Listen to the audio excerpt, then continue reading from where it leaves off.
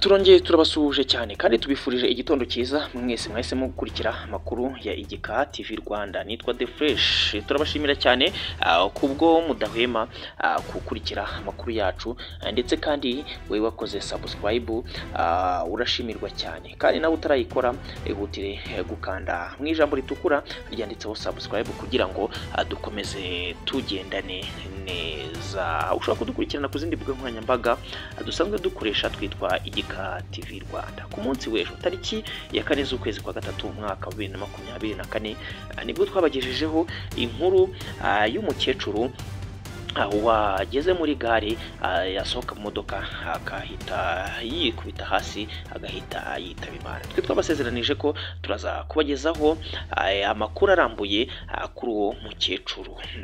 Hari ahagana saa 3 z'igitondo za tariki ya 4 z'ukwezi kwa gatatu mwaka wa 2025 ni muri gare ya Nyabugogo iherereye mu murenge wa Kimisagara, aho umukecuru witwa Harurimana Mariamu w'imyaka 63 yaravuye mu burasirazuba bw'u Rwanda mu karere ka Nyagatare, akaba yerekezaga mu karere ka Nyaruguru. Yaje gusohoka mu modoka ubwo yarari kumwe n'umugabo witwa Innocent. Yaje gusohoka mu modoka, agisohoka mu modoka ageze hanze y'imodoka atangira kubira ibyuya byinshi cyane, kuko bari bafite imizigo kandi birumvikana ko bari bavuye mu karere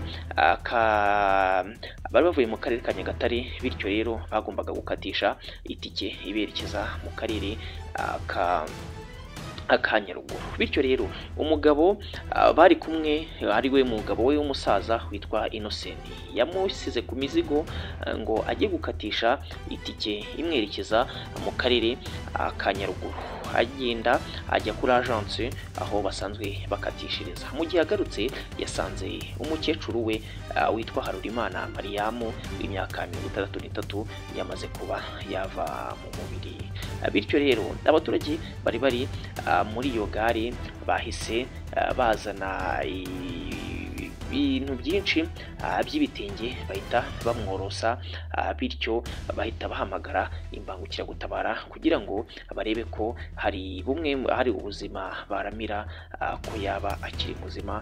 Gusa byaje kurangira uwo mukecuru bigaragare ko yamaze kwitabira Imana.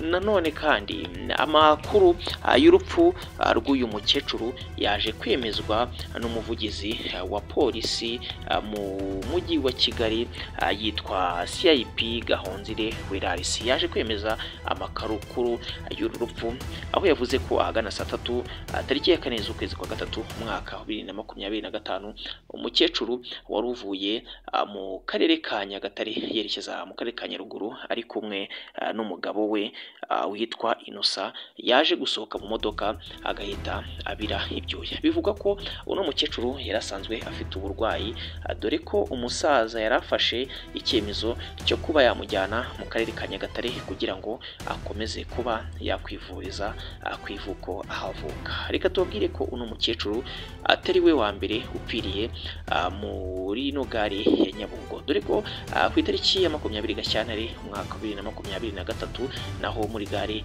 ya Nyabugogo hapfiriye umukecuru wari ugiye gutega imodoka. Amakuru avuga ko uyu mugore yitabye Imana nyuma yo gufatwa n'isereri akitura hasi agahita ashiramo umwuka, gutyo nta muntu wigeze umenya aho uno mukecuru yaravuye, uno mugore yaravuye cyangwa se aho yari yerekezaga. Umurambo w'uwo mukecuru wahise awerekezwa mu buruhukiro bw'ibitaro bya Nyarugenge kugira ngo ukorerwe isuzuma bihamenyekane icyo uno mudamu yaba yazize. Nanone kandi tariki ya 14 z'ukwezi kwa gatatu umwaka wa 2023 hari ahagana saa 7 z'amanywa, aho umugabo yari uvuye mu karere ka Kamonyi agiye gutega yerekeza mu karere ka Rulindo. Uyu mugabo yagaragaye nk'ufite intege nke ubwo yageraga muri gare ari kumwe na mugenzi we. Uwo mugenzi we agiye gushaka itike amusiga yicaye, agarutse asanga yashizemo umwuka.